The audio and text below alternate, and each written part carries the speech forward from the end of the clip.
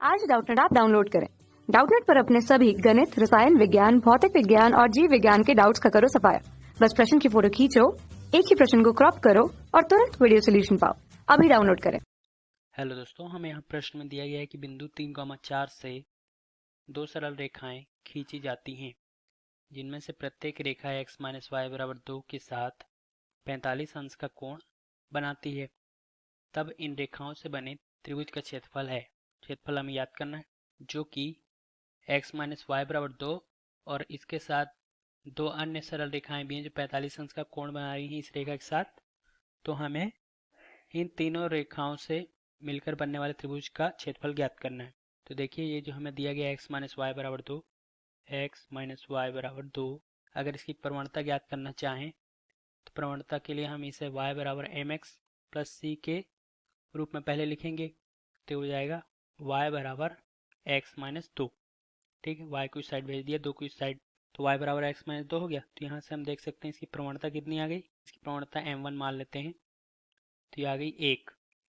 ठीक है, कैसे एक x का गुणांक यहाँ पे 1 है, यहाँ x का गुणांक m था, तो प्रवणता क्या हो गई 1। अब क्या करना है, दो सरल रेखाएं जो हैं इनके साथ 45 अंश का कोण बनाती है, तो उसकी हमें प्रवणता ज्ञात करनी पड़ेगी। तो उसके लिए हम क्या करेंगे, देखिए उस प्रवणता के लिए हम सूत्र लगाएंगे m = m1 ± tan alpha. Alpha क्या है, जो m1 वाली प्रवणता के साथ जो कोण बन रहा है, मतलब यहाँ पे अल्फा क्या है 45 अंश। ठीक है, इसकी प्रवणता हमने m1 रखी है बट्टे में 1, ऊपर प्लस यहाँ माइनस है तो यहाँ पे होगा माइनस प्लस m1 गुणित tan अल्फा। अब हम क्या करेंगे, दो रेखाएं हैं, देखिए कितनी रेखाएं हैं, दो रेखाएं, तो एक बार ऊपर के चिन्ह लेंगे, एक बार नीचे के चिन्ह लेंगे। ठीक है, तो इसे चलिए मैं रख लेता हूँ m, इसे m2 दे देता हूँ दूसरी रेखा के लिए। ये अपना सूत्र है ना, यहाँ लिख देता हूँ। सूत्र है m2 क्या हो जाएगा, m1 + tan अल्फा बटे 1 माइनस m1 गुणित tan अल्फा। ठीक है, और जो तीसरी रेखा है उसकी प्रवणता m3, ये हो जाएगी m1 माइनस, है ना, इस बार नीचे चिन्ह लेंगे, माइनस tan अल्फा बटे 1, नीचे का चिन्ह लेंगे यहाँ प्लस, प्लस m1 गुणित tan अल्फा। तो m2 देखिए क्या आ रहा है, m1 है अपना देखिए 1। ठीक, तो 1 धन tan अल्फा मतलब 45 अंश बटे 1 माइनस 1 गुणित tan 45 अंश। यहाँ पे हो जाएगा 1 माइनस tan 45 अंश बटे 1 + 1 गुणित tan 45 अंश, और tan 45 मान होता है 1। तो देखिए m2 = 1 + 1 और नीचे 1 माइनस 1, और m3 ये हो जाएगा 1 माइनस 1 बटे 1 + 1। तो m2 तो क्या हो गया, देखिए अपरिभाषित आ गया। ठीक है, और अपरिभाषित कब होता है, ये होता है tan 90 अंश पर। ठीक है, और m3 आ गया अपना देखिए 1 माइनस 1 0, ये आ गया 0, और ये क्या होता है tan 0 अंश पर। तो ये जो tan वाले कोण जो अंत में आते हैं, इससे हमें दो रेखाओं का x अक्ष के साथ कोण पता चलता है ना।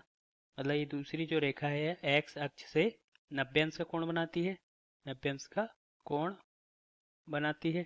ठीक है, और ये वाली रेखा x अक्ष से कितना है tan 0, तो 0 अंश का कोण बनाती है। ठीक है, तो यहाँ पे हम ले लेते हैं, देखिए दोनों अक्ष ले लेते हैं, x अक्ष y अक्ष। हमारा जो पहले जो रेखा दी गई x - y = 2, है ना, पहली रेखा क्या दी गई है x - y = 2। तो इसे हम ऐसा लिख सकते हैं, x दोनों में 2 का भाग दे देते हैं, तो x बटे 2 माइनस y बटे 2 = 1, या फिर x बटे 2 धन y बटे -2 = 1। तो यहाँ से अंतःखंड रूप आ गया, देखिए रेखा का अंतःखंड रूप, मतलब ये जो रेखा है x अक्ष में 2 अंतःखंड काटती है, y अक्ष में ऋणात्मक दिशा में 2 का अंतःखंड काटती है। तो ये रेखा जो बनेगी अपनी कुछ इस प्रकार बनेगी, इस प्रकार ये हमारी रेखा हो गई x - y = 2 की। ठीक, और देखिए यहाँ पे तो फिर आ जाएगा 2 और ये 2। प्रश्न में और क्या दिया गया है कि जो रेखाएं हैं, दो सरल रेखाएं, ये 3,4 से गुजरती हैं। ठीक है, ठीक है, तो 3,4 कहाँ पे आएगा, ये आ गया यहाँ पे देखिए 1 2, ये 3, और ऊपर कहीं आ जाएगा 4। तो मान लीजिए ये है अपना 3,4, यहाँ से रेखाएं गुजर रही हैं। ठीक है, और दोनों की प्रवणता हमें पता है, एक x अक्ष से 90 अंश बना रहा है और एक एक्स एक्स से शून्य।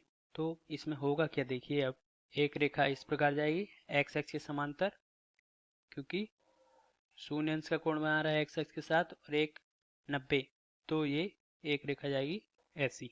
ठीक है, तो ये जो हमारा त्रिभुज बन रहा है बीच में, हमें इसका क्षेत्रफल ज्ञात करना है। तो देखिए इसके लिए हम क्या करें, हमें एक निर्देशांक पता है ये 3,4 है।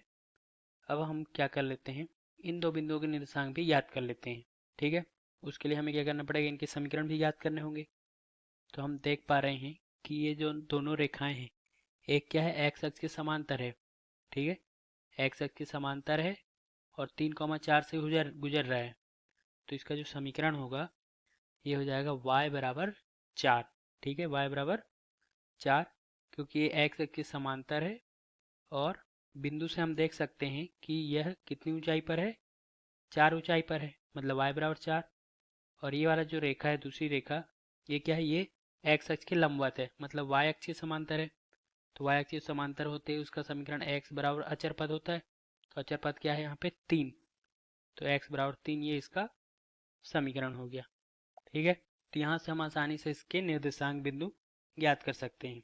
देखिए कैसे, ये क्या है y बराबर 4 है, तो इस समीकरण में ये जो रेखा है नीली वाली रेखा, इसमें y बराबर 4 रखेंगे तो x का मान हमें पता चल जाएगा। y बराबर 4 रख रहे हैं तो x बराबर देखिए कितना आएगा, यहाँ से करके देख लेते हैं। x माइनस 4, y बराबर 4 रख रहे हैं, बराबर 2, तो x बराबर आ गया 6। तो ये आ गया 6,4। इसी प्रकार यहाँ पे भी इसके निर्देशांक ज्ञात करने हैं। तो यहाँ पे देख रहे हैं x बराबर क्या है 3, तो x 3 रखेंगे और y ज्ञात करेंगे।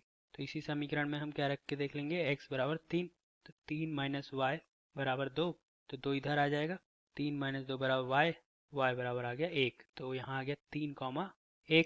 ये हो गए, ये हमें तीनों बिंदु प्राप्त हो गए। अब आप त्रिभुज के क्षेत्रफल का नियम लगा सकते हैं।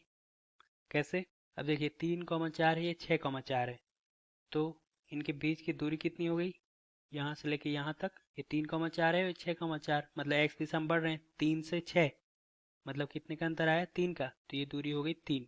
तो इस भुजा की लंबाई हो गई 3 और इस भुजा की लंबाई देखिए क्या होगी, ये 3,1 है, ये 3,4 है, मतलब एक ऊंचाई यहाँ पे यहाँ 4 है, तो ऊंचाई में परिवर्तन कितना हुआ, 1 से 4 जाने में 3 का।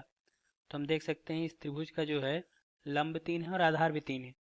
तो त्रिभुज का क्षेत्रफल क्या हो जाएगा, त्रिभुज का क्षेत्रफल बराबर 1/2 आधार गुणित ऊंचाई, तो हो जाएगा 1/2 गुणित आधार, इसे मान लेते हैं, तो ये आया 3 और ऊंचाई भी 3 है, तो आगे 9/2 वर्ग इकाई। ये है हमारा उत्तर, 9/2 वर्ग इकाई क्षेत्रफल हो जाएगा। आशा करता हूँ आप समझ गए होंगे दोस्तों, धन्यवाद। कक्षा 6 से 12वीं से लेकर नीट, IIT, JEE वो एडवांस के लेवल तक 1 करोड़ से ज्यादा छात्रों का भरोसा। आज ही डाउनलोड करें डाउटनेट ऐप या व्हाट्सएप करें अपने सारे डाउट्स 8400 400 400 पर।